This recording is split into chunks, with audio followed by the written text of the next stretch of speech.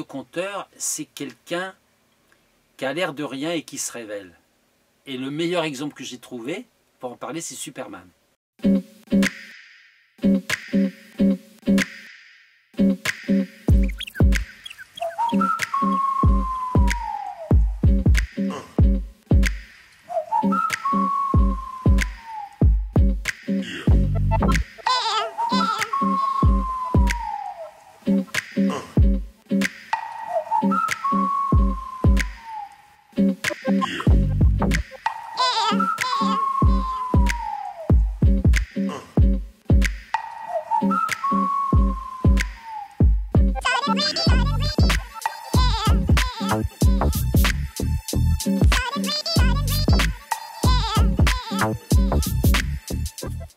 On ouvre un univers quand on raconte. Un univers qui ne nous appartient pas puisque le conte ne nous appartient pas. Et un univers qui nous appartient parce que les émotions, les composantes humaines, elles sont bien les nôtres, les miennes quand je raconte. Donc je ne peux pas faire abstraction de moi, mais il n'y a pas que moi. Et je fais le pari que les gens, quand ils écoutent, en fait, ils ont l'occasion d'aller eux aussi ouvrir des portes. Ou en tout cas, de savoir qu'ils sont également composés de cette façon. Et le conte merveilleux, si on s'attache à ce genre particulier, il est très proche du rêve, donc on n'est pas loin de quelque chose d'hypnotique. Par ses répétitions, ses incantations, cette façon de dire des choses sans les dire, d'utiliser des images extrêmement simples. Et donc il y a comme une sorte de douceur, de massage de l'esprit, tu vois, de massage de l'âme, puisque pour moi c'est aussi cette âme qui est sollicitée et qui fait qu'on lâche les défenses. Et tout est possible. Est-ce que tu l'assumes? J'assume quoi? La boîte. J'assume. Ah oui, oui, j'assume tout. D'accord. Ah oui, oui, non, oui. je te le demande. Ah oui, Elle oui. est dans le cadre. Ah, C'est parce que excellent. c'est parce que j'adore jouer avec les couleurs. Ah mais j'assume tout, tout ce qu'elle a, j'assume. Excellent.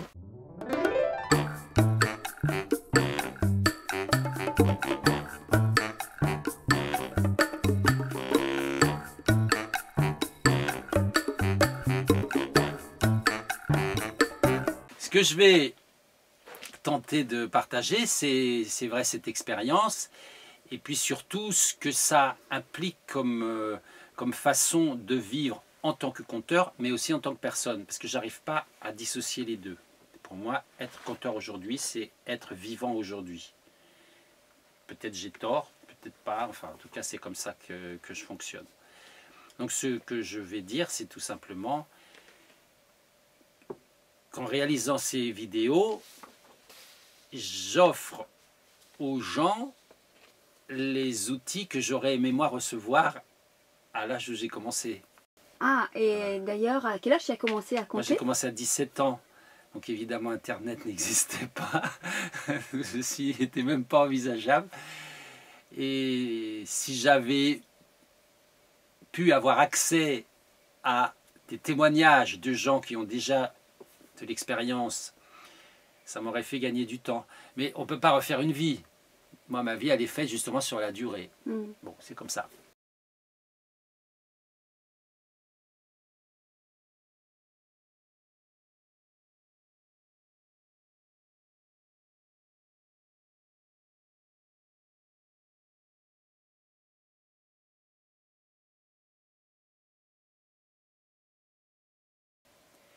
Je suis habité par la notion de partage et de transmission. Donc tout ce que je lis, tout ce que je vois comme film, tout ce qui habite ma vie, c'est pas que pour moi, c'est aussi pour le donner.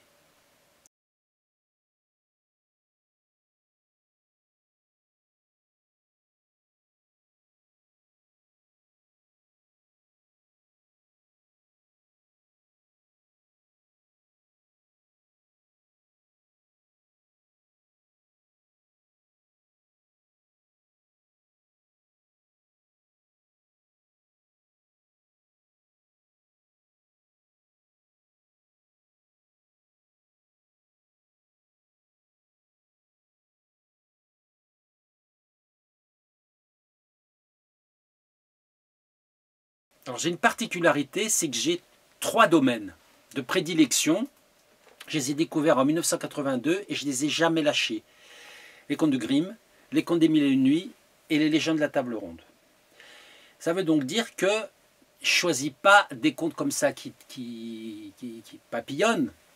J'explore Grimm depuis ce temps-là régulièrement. Les Mille et une nuits pareil et table ronde pareil. Pour Grimm et pour Mille et une nuits, justement dans les années 2010, j'ai pris le livre, page après page, conte après conte, et j'ai dit, celui-là oui, je le raconterai un jour, celui-là non, je le raconterai jamais. Donc j'ai fait mon choix, c'est-à-dire que dans mon livre, c'est marqué en dessus, à chaque page, oui, non, oui, non, oui, non. Je sais où j'en suis. Je peux en raconter, pour les contes de Grimm, une 50aine, et j'en ai encore une 50aine, un peu plus, que j'ai envie de travailler.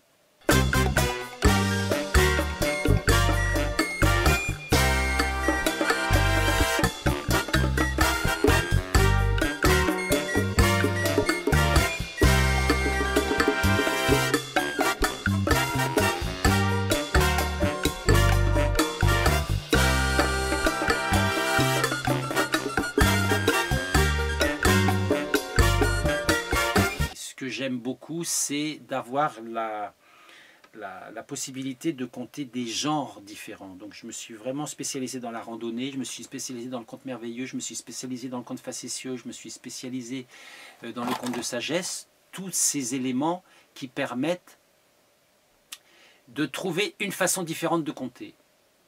Et dans chacun de ces genres, plus d'autres que je n'énumère pas ici, il y a toujours un ou deux contes importants. Donc j'ai un beau panier de belles pommes de contes.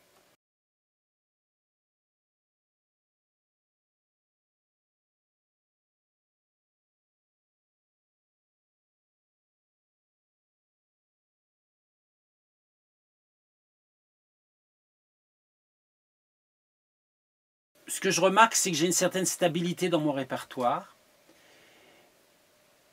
Mon répertoire, il est établi tout simplement, chaque fois qu'un conte se rajoute, je mets un nouveau numéro et puis voilà, la liste se fait d'elle-même. Il y a une période où je l'ai recomposé, c'est-à-dire que j'ai remarqué que j'avais mis des contes que je voulais apprendre ou que j'avais dû apprendre par commande, et tout cela a disparu parce qu'il n'avait rien à faire là.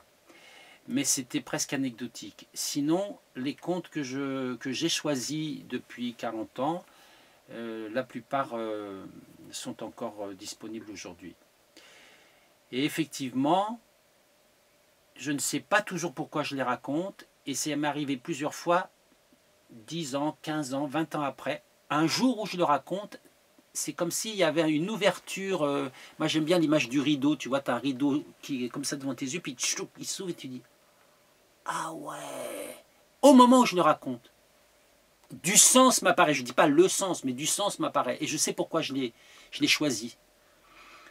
Par exemple, un de mes contes fétiches, c'est L'Oiseau d'or, un conte de Grimm, un grand conte merveilleux, avec une quête. Et alors, une des raisons pour lesquelles je l'ai choisi, mais une raison inconsciente, c'est que le personnage est aidé par un renard, et à la fin, le personnage dit au renard, tu m'as tellement donné d'atouts pour que je puisse réussir, j'aimerais te remercier. Et le renard lui dit, non, tu ne sauras pas, tu ne pourras pas. Et l'autre insiste, et le renard lui dit, bon si tu veux, dans ces cas-là, tue-moi. Évidemment, le gars refuse. Et c'est seulement des années plus tard qu'il acceptera. Et quand il tue le renard, du renard émerge un jeune homme qui avait été métamorphosé. Et ce personnage donc du jeune homme coincé dans un renard qui vient à l'aide, pour moi c'est le fantasme absolu. J'ai un de mes frères qui s'est suicidé, il avait 24, moi j'avais 25, je m'en suis jamais remis, et c'est évident que c'est pour lui que j'ai choisi ce conte. Enfin, une des raisons importantes, mais je ne l'ai pas su tout de suite. Et en fait je fais confiance à l'intuition. Un conte me plaît, je ne vais pas plus loin. Il ne faut pas qu'il me plaise comme ça du bout des doigts. Il faut qu'il me plaise profondément. Et au début, ça pourrait presque me gâcher de savoir pourquoi je l'ai choisi. Donc il y a encore des contes que je raconte avec beaucoup de plaisir, sans savoir pourquoi.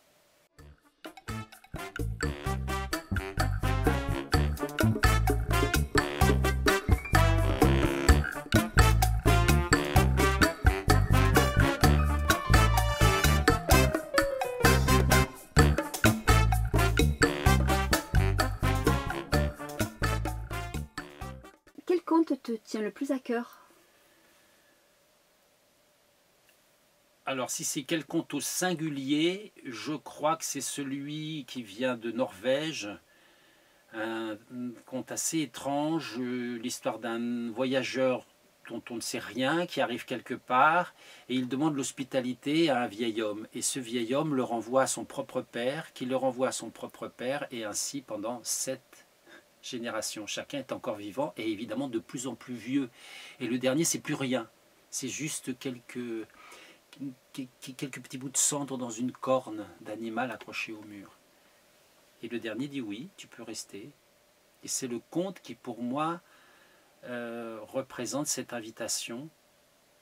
Je ne peux rester que si j'ai demandé et qu'on m'a donné le droit de rester. Et ça m'accompagne depuis toujours parce que j'ai cette étrange sensation d'illégitimité en tant que conteur qui m'a tenu et qui me tient encore, sauf les moments où je compte. et c'est vrai que ce conte-là, je ne suis pas sûr de l'avoir compris, mais je crois que je le raconte du point de vue de l'énigme. Il est très facile à apprendre, puisque c'est toujours la même scène. Il y a juste les détails et les descriptions des vieux qui changent. Par contre, pour ce qu'il a à dire, c'est celui qui me donne la plus grande ouverture au niveau de l'âme et au niveau de la puissance d'être. Et c'est un conte très court. Curieusement, j'adore les contes longs. Et après 1001 nuits, alors là,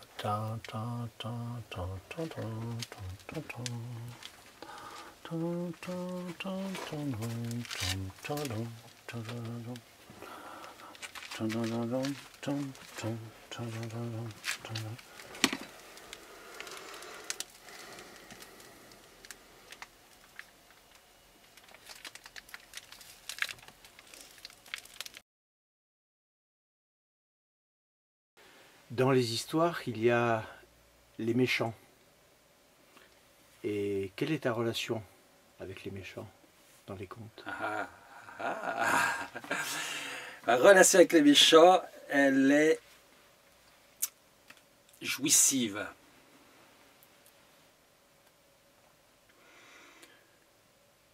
Au début, j'avais un peu de mal avec cette obligatoire confrontation aux méchants. Et je trouvais ça un peu manichéen, voilà, les gentils, les méchants. Et puis petit à petit, en travaillant, je me suis aperçu qu'on avait l'occasion d'aller visiter du méchant. Et de le visiter, pas n'importe où, en soi. Pour l'auditeur qui écoute et pour le conteur qui raconte. Ce qui fait que j'ai commencé à ouvrir les portes, des milliers de portes qui cachent tous les méchants possibles que j'ai en moi et que je laisse assez peu sortir de leurs cellules dans la vie quotidienne. Mais alors maintenant que j'ai découvert leur potentiel dans les contes, je peux t'assurer que les portes maintenant, mais alors elles sont... Il n'y a même plus de serrure, il n'y a même plus de clé. Enfin, Et j'ai été impressionné par cette phrase du Dalai Lama qui dit « Votre ennemi est votre meilleur allié ». Dans l'idée que votre ennemi est là, en fait, bon, s'il ne vous tue pas, et même, est là pour vous obliger.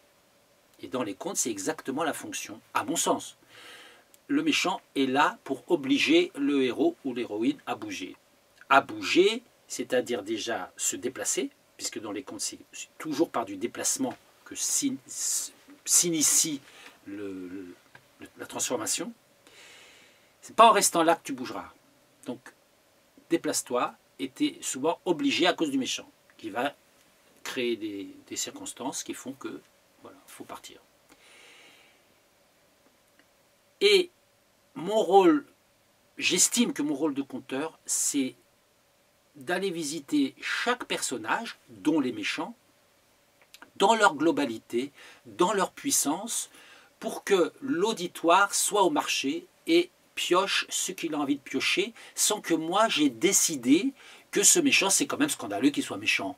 Quand même, ce qu'il a fait, c'est pas bien. Non, non, jamais je me permettrai de dire ça. Au contraire, je leur offre le méchant le plus méchant possible. Pas dans le sens de charger la barque, dans le sens de permettre à des forces qui sont bénéfiques, qui sont maléfiques, qui sont neutres, que chaque force apparaisse dans sa, je mets des guillemets, pureté. Une pureté de force qui ne soit pas teintée de jugement, de morale, de regret, de gna gna gna, de il faut que, ou c'est inadmissible, enfin voilà. Tout ça n'a rien à faire avec le conte, à mon sens. Donc le méchant, il a sa place, je l'accueille, je l'aime et je vais faire en sorte qu'il soit super puissant. Mais pas seulement, puisqu'il y aura l'autre, puisqu'il y aura encore un autre, et il y aura aussi l'aide, et chacun, étant super puissant dans là où il doit être, le conte, du coup, il a sa gloire, sa magnificence.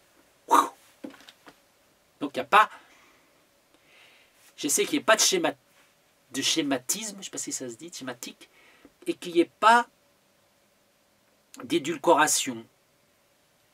Ah, quand même, le pauvre, on ne va pas exagérer, il a déjà assez souffert. C'est pas à moi de dire ça. Si c'est raconté dans l'histoire, ben j'y vais et puis c'est tout.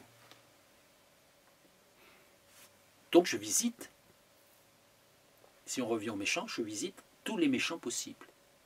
Et je m'aperçois qu'en fait, ils sont vraiment pas si loin de moi. Donc c'est pas forcément une occasion de faire la paix avec son passé, ce qu'on a fait, ce qu'on n'a pas fait, ce qu'on aurait dû faire, tout ça. Mais finalement de se dire, eh ben, l'être humain est tellement riche, mon privilège absolu, c'est que, en tout cas en ce qui concerne les méchants, je ne suis pas obligé de le faire parce que je le raconte. Et en le racontant, je l'incarne, donc je le vis. Donc je suis débarrassé d'obligations de méchanceté.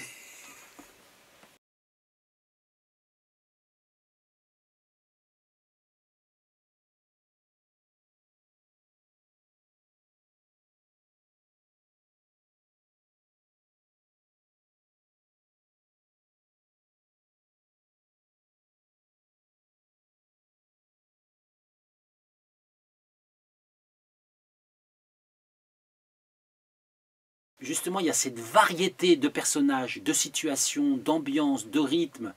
Hop, hop, hop, on n'a pas le temps de s'enfoncer, de s'engluer dans quelque chose qui du coup risque de choquer les gens. Paf, ça y est, on est déjà passé à autre chose. Et donc, quand je parlais de pureté de personnage, je dis la même chose pour les parties, pour les séquences. Que chacune soit comme une histoire entière, même si elle est courte, avec toute sa puissance, tout son potentiel. Et ouais, c'est une aventure extraordinaire.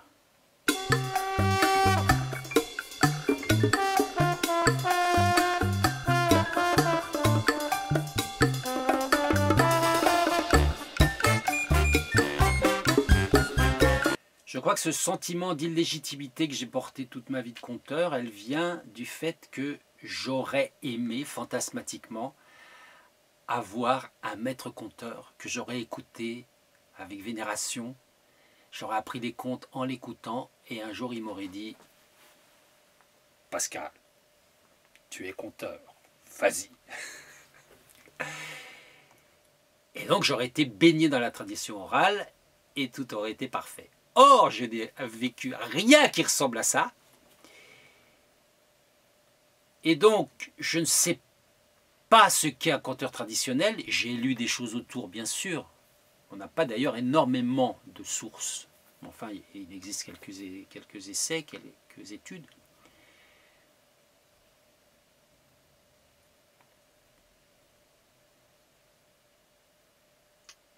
Tout l'art qui m'apparaît, et l'effort, c'est partant du livre, et je ne pourrais pas partir ailleurs que du livre, tellement l'écrit m'intéresse, mais cet écrit pouvant être carrément un carcan, si on veut trop le respecter, tout le travail va être comment, partant de l'écrit, retrouver ou inventer ou découvrir une parole. Donc en ce sens, je pense que je suis une tradition qui sera celle de trouver la façon la plus juste de dire un conte sans avoir de texte appris, ce qui m'offre une liberté absolue de raconter comme je veux au moment où je compte. Donc le même conte peut avoir des durées différentes, aura des accents ou des développements qui pourront être autres dans d'autres conditions. Et ça, j'avoue que c'est mon petit plaisir. Et plusieurs fois, j'ai eu preuve que je pouvais le faire, notamment une fois dans un collège où j'ai raconté 3 fois le même conte et le professeur, il y avait un professeur qui est venu les 3 fois et qui m'a dit oh, alors vraiment là, vous m'avez bluffé. Le même conte. Le fait qu'il soit là, j'avoue que ça m'a poussé, ça m'a évité de tomber dans les tics, mais les tics TICS, hein, pas les tics. Et du coup, ben, j'ai fait ce que je sais faire, c'est-à-dire qu'est-ce qui doit être dit à cette seconde, quel que soit ce que j'ai pu dire 1 heure avant avec ce même conte. C'est pas la même seconde, c'est pas les mêmes enfants, c'est pas la même heure, et moi je suis pas le même. Donc coller à cet instant au présent, j'adore.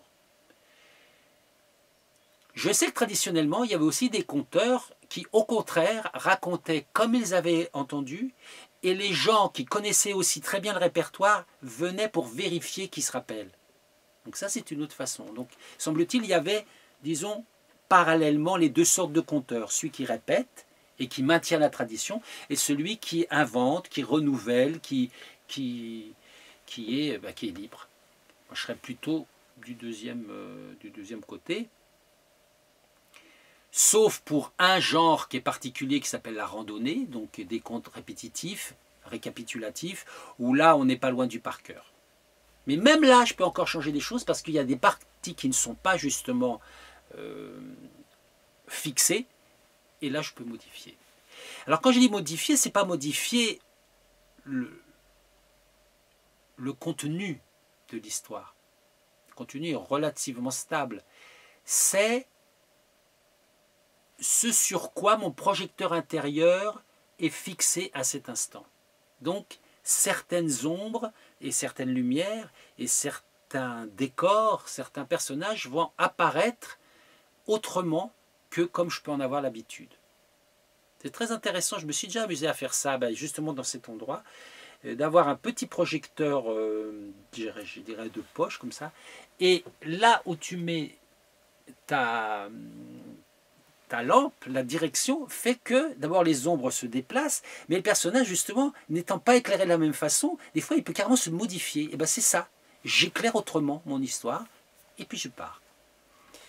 Ça veut donc dire que je ne connais pas la tradition, je regrette de ne pas l'avoir connue, mais peut-être que c'est mieux que je ne l'ai pas connue.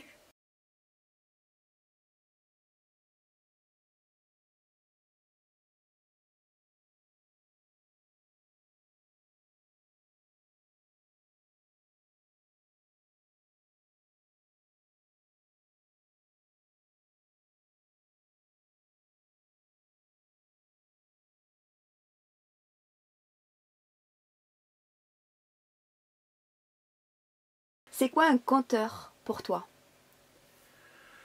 Un conteur, c'est un magicien parce qu'il arrive à transformer un réel où il ne se passe rien en une aventure où il se passe plein de choses. Donc il y a ce côté, c'est vrai, basculement dans un autre monde, avec pas grand-chose. Le corps, les gestes, la voix évidemment, le regard, les silences, ce qui est dit, et puis c'est tout. Après, on peut avoir aussi un accompagnement musical. Et ça, il y a quelque chose de fascinant. Là, je parle du conteur en situation de conter. Mais plus globalement pour moi, Le conteur, c'est quelqu'un qui a l'air de rien et qui se révèle. Et le meilleur exemple que j'ai trouvé, pour en parler, c'est Superman. Le gars, il travaille dans son journal, là, il fait ce petit truc, il a l'air de rien. Et puis d'un coup, il arrache sa chemise et il a son pyjama avec Superman marqué le S, là. Waouh! Et il devient plus que tout.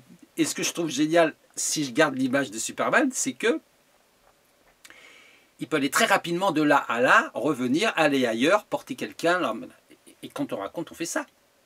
Tu parles de quelque chose qui se passe ici, après tu parles de quelque chose qui se passe ailleurs. Tu peux complètement modifier le cours du temps, revenir en arrière, aller dans le futur, à une vitesse absolue. Immédiatement, tu es déjà là où tu veux être. Et ben c'est ça. Et puis, si je garde Superman, c'est aussi pour la force. J'aime cette différence entre l'homme ordinaire qui fait sa vie comme il peut, et puis ce conteur qui a tous les pouvoirs. Le premier, c'est le pouvoir. Alors, je ne sais pas si le mot est tout à fait juste, mais il faut quand même en parler de séduction. Séduction dans le sens de séduire et de ravir. J'aime cette expression utilisée par Pierre Péju dans un de ses livres, où il parle du ravissement. Ravissement parce qu'on est ravi, on est presque hors de soi, mais ravissement parce qu'on est enlevé. Le conteur enlève. Il enlève parce qu'il fait décoller de cette place où les gens sont assis, il les fait décoller. Oui, l'image du tapis volant, c'est très beau aussi. Voilà, pour aller ailleurs. Et puis, avec cette obligation de revenir. Parce qu'on ne peut pas vivre ailleurs. Mais Superman, il se transforme en fait. Il se transforme, il a une identité et il change d'identité pour aller sauver quelque chose. Est-ce que dans le conteur, cet aspect-là de changer d'identité ou de sauver quelque chose t'interpelle? Je ne sais pas s'il change d'identité. En fait, c'est le même. Sauf qu'on pourrait dire qu'il y a l'identité qui n'a l'air de rien, et puis son autre identité, qui pour moi est la vraie identité, où là, il n'est pas reconnu par rapport à ce qu'il est d'habitude, et là, il peut tout. Mais c'est vrai que cette notion de sauver, j'essaye de m'en dégager, parce que j'ai peur que ça nous amène vers, tu vois, le gourou, quelqu'un qui sait, qui va t'aider, tout ça. J'essaie d'être plus humble que ça. Déjà de passer un bon moment, pour moi, c'est réussi. Que les gens ne s'ennuient pas, voyagent, comprennent des choses, pourquoi pas, soient aidés, pourquoi pas, mais ce n'est pas mon but premier. Mon but premier, c'est de partager un moment indispensable, parce que cette nourriture, on ne peut pas l'avoir autrement.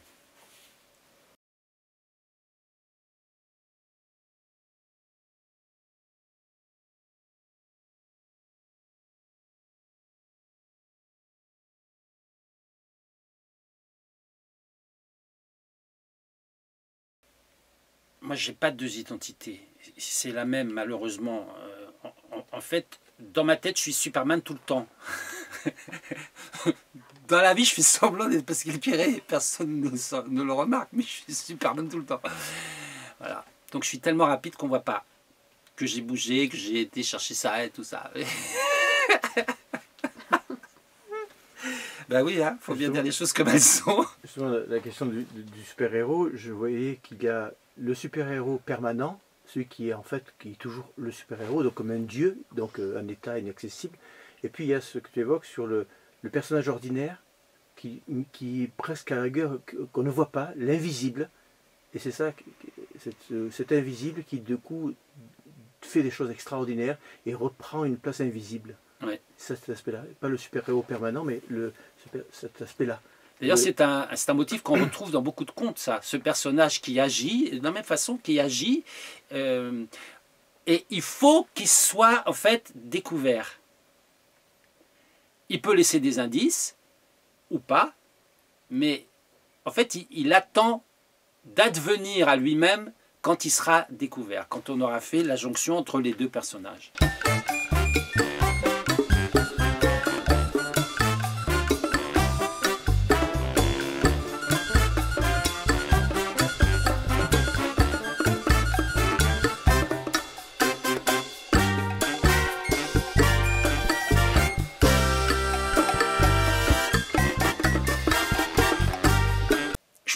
très longtemps pour apprendre un conte. Je peux prendre des années. Certains contes des Mille ça fait 20 ans ou 30 ans que je les porte. J'ai pas de difficulté avec la durée. Peut-être même plutôt c'est l'inverse. J'ai beaucoup de facilité avec la durée. Ça veut dire que quand on me demande quel conte tu apprends, je veux dire, je sais pas, j'en apprends 100 en même temps. Mais ça fait 30 ans que ça dure. Et certains, je les ai encore jamais dit. Notamment un que je trouve tellement beau, tellement puissant, tellement complet, tellement drôle, tellement émouvant, tellement tout. C'est comme je parlais tout à l'heure de la barre, là c'est pareil. J'ose même plus imaginer que je pourrais le compter tellement il devrait être parfait ou rien. C'est cette pub là. Sinon rien, c'est ça, sinon rien. Alors c'est embêtant. Je reconnais que c'est embêtant. Donc, des fois je suis obligé de me pousser, de m'obliger à être davantage, alors je dirais courageux, je pense que c'est le terme, je ne suis pas assez courageux.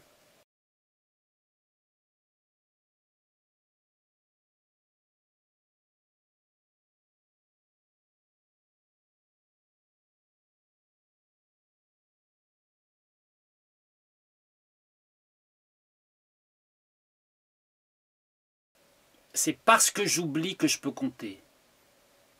Parce que mon enjeu, c'est d'avoir tellement oublié que je découvre le conte au moment où je suis en train de le dire. Et donc, j'essaye de préserver cette attitude où, comme je ne sais rien, je peux tenter d'être absolument neuf. Donc ça paraît paradoxal parce que je suis censé savoir l'histoire, mais je la sais de telle façon que je ne la sais pas là. Je pourrais dire que je la sais partout, sauf là. Enfin bon, je dis là, elle doit être là derrière, mais en tout cas elle n'est pas là. Elle n'est pas dans ce petit conscient là bien solide, et qui veut des preuves, et qui... Pas du tout. Donc comme elle est ailleurs, je ne sais pas où, alors ça ressort, ça apparaît, puis tout. Mais des fois c'est vraiment incroyable. Tu pourrais m'arrêter à un moment où je compte en me disant qu'est-ce qui se passe après, je te dirais, je n'en sais rien. C'est presque une phrase qu'on amène une autre et puis qui fait remonter en fait la suite de ce qu'il y a à dire. C'est complètement dingue. Et ça, je le confirme, c'est que quand je raconte trop souvent de suite le même conte, du coup, j'ai pas cet oubli et là, je m'ennuie.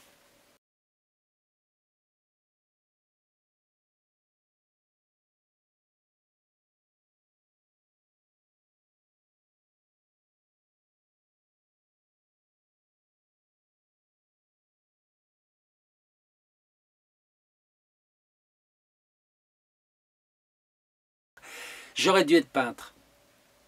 Ça m'a tenu toute mon enfance.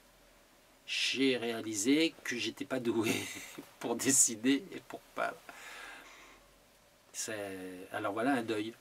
Voilà un deuil qui a été difficile à faire. Je ne suis pas sûr même que j'ai terminé. Et je me suis vengé. Quand je raconte comme un cinéaste, mais je raconte surtout comme un peintre. C'est-à-dire que je laisse composer le tableau dont je vais parler. Et j'essaye qu'il y ait beaucoup de visuels. Et c'est vrai que quand on me dit « Ah là là, vous avez raconté, j'ai vu beaucoup de choses », pour moi c'est le compliment le plus exceptionnel qu'on puisse me faire, c'est ça, de me dire « j'ai vu ». Peut-être pas tout le temps de la narration, mais déjà si la personne a vu quelques instants, quelques minutes, ça me suffit.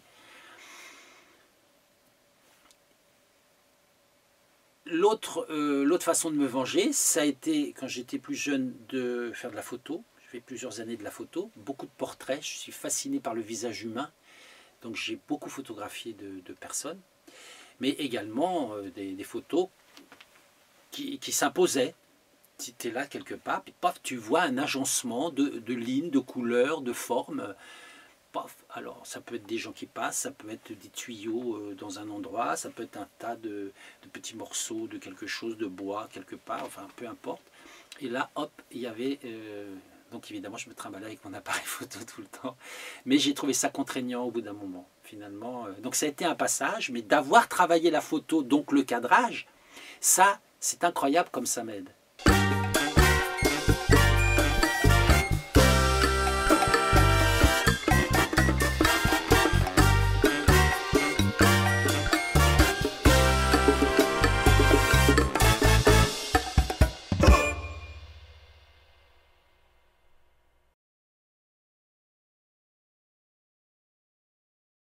tu rencontrais un jeune conteur aujourd'hui, un jeune qui voudrait se lancer dans cette aventure, qu'est-ce que tu lui dirais? Qu'est-ce que je lui dirais? Je lui dirais, fais-toi confiance. Essaye de bien dissocier, si tu en as un, ton petit caractère ordinaire qui a des habitudes et souvent qui a des peurs, et puis ton conteur, ou ta conteuse si c'est une femme, qui est là et qui sait mieux que le petit. Voilà. Ça, perd pas de temps à trop écouter lui, si c'est possible. Après, je donnerais comme conseil d'être curieux, c'est-à-dire vraiment d'explorer tous les répertoires possibles. Parce que moi je dis que j'ai appris et que je travaille mes 3 grands répertoires, mais évidemment j'ai lu quantité de contes de régions de France bien sûr différentes, mais surtout de pays différents. Donc d'être curieux pour découvrir ce que le conte a à dire, ce que le conte raconte. Et puis, peut-être aussi, si c'est possible, le plus rapidement que tu pourras, fais confiance aux auditeurs. Ce n'est pas des ennemis. C'est des gens, la plupart du temps, qui sont bienveillants, qui ne savent pas toujours ce que c'est que le conte, mais ce n'est pas forcément ça qui est important. Ils viennent passer une bonne soirée, et ben toi, tu leur donnes le meilleur, qui n'est pas loin, qui n'est jamais loin.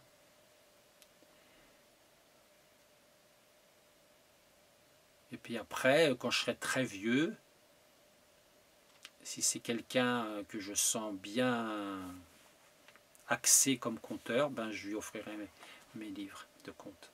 L'autre jour, on a causé avec plusieurs vieilles conteuses. Qu'est-ce qu'on va faire de bibliothèque? Ah, on va le donner à tel organisme, on va le donner à une bibliothèque. Ah, ben finalement, on va les vendre ou les confier à quelqu'un qui les vend parce que de toute façon, ils continuent leur vie, puisqu'un livre, c'est fait pour ça, ça circule. Et moi, je ne savais pas répondre, et c'est après que m'est venue la réponse. J'ai dit non, non, moi, ma bibliothèque de contes, je la donnerai entière à quelqu'un qui débutera et qui aura ainsi un matériau incroyable pour lui ou pour elle, et qui en fera autre chose que ce que j'en ai fait, et qui n'aura aucun engagement envers ce don. Si un jour il veut s'en défaire, ça ne me regarde plus.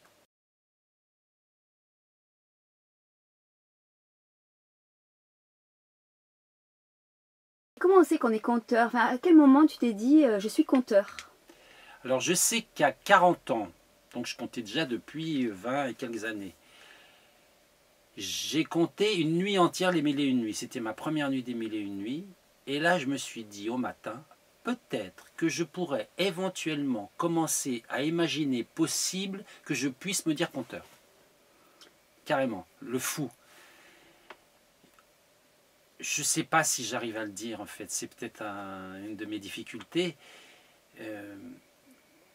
Je place la barre tellement haut que j'ai l'impression que je ne serai jamais le conteur que j'aimerais être. Heureusement, au moment où je compte, j'ai pas ces questions. Au moment où je compte, je suis conteur. Et ça, tu l'as réalisé Très vite. Très vite. Très tôt. C'est une grâce. Et heureusement, parce que alors, si je commençais à suivre toutes mes pensées parasites, là, j'arrête tout. Donc, je me contente de ça. Quand je compte, je suis conteur.